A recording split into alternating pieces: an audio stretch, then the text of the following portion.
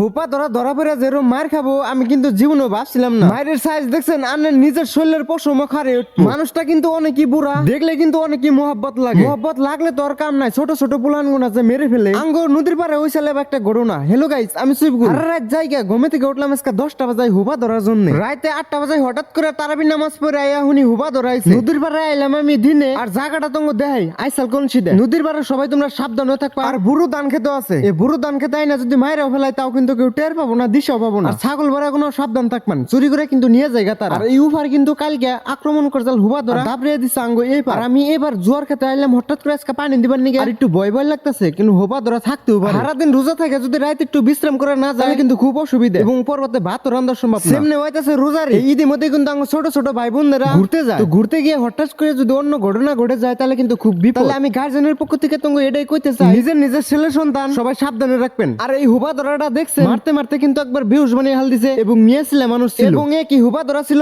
না মাসের ভেতরে সাহায্য চাইতে আইছিল, তোমরা একটু কমেন্টে বলে দিবে। আর আজকের ভিডিওটা এই পর্যন্ত, সবাই ভালো থাকো, সুস্থ থাকো, আল্লাহ হাফেজ।